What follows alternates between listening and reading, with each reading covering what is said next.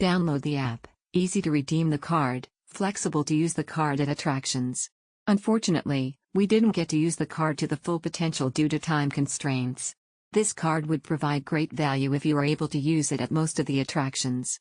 I sincerely recommend the Copenhagen card to friends who plan to travel in depth.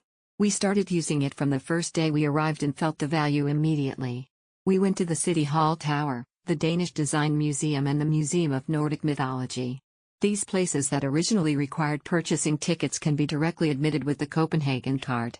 There are also some small exhibitions and handicraft shops that can be visited for free.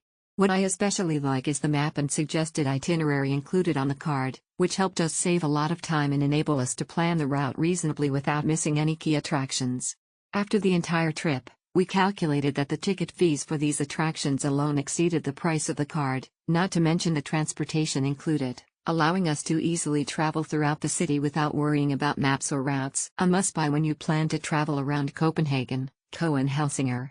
But from here, get the activation code, paste it the CPH card apps and activate it when you're about to use.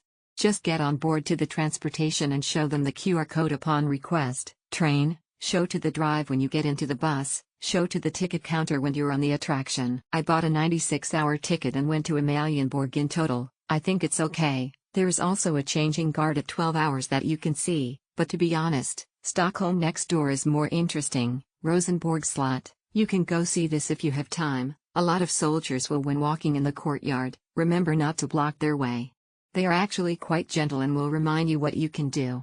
But in fact, I think the government should consider separate routes for soldiers and tourists, otherwise soldiers will easily run into tourists. Statens Museum for Kunst, there is a cafe with a pretty good interior design. Museum of Natural History, you can touch polar bear skins and see dodo bird specimens. Frederiksborg Ferry, take a boat ride next to the castle Frederiksborg Slot. The Kronborg Castle, MS Maritime Museum, Louisiana Museum of Modern Art are pretty good. I recommend the Danish Architecture Center Dansk Arkitektur Center. The Church of Our Savior has a lot of fun with the slides. It's very windy and high up so you can see the whole thing. City NY Carlsberg Glyptotek, highly recommended.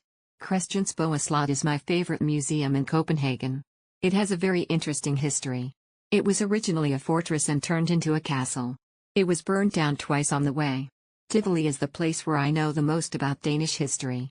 If you want to visit, buy an additional ticket for 299 DKK Copenhagen. You can see the Polar Bear National Museum at the zoo.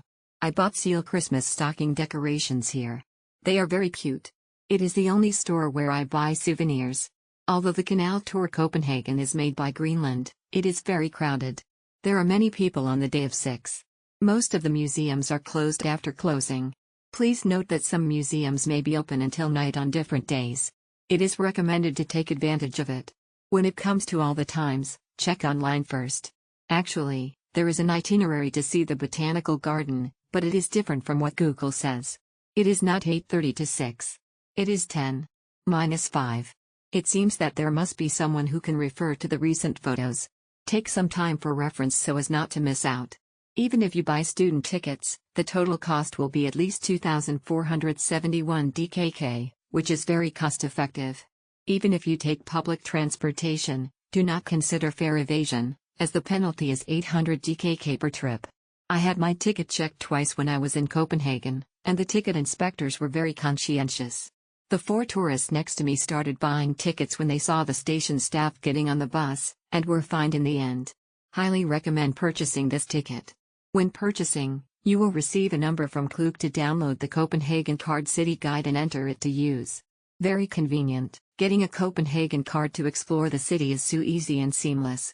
No need to waste time to buy tickets for rides, just show QR code through the app. Rides on buses and trains are unlimited within the city. Plus you can save a lot of money, especially if you want to visit or do a lot of attractions. And we managed to do 12 attractions in our 48 hours card.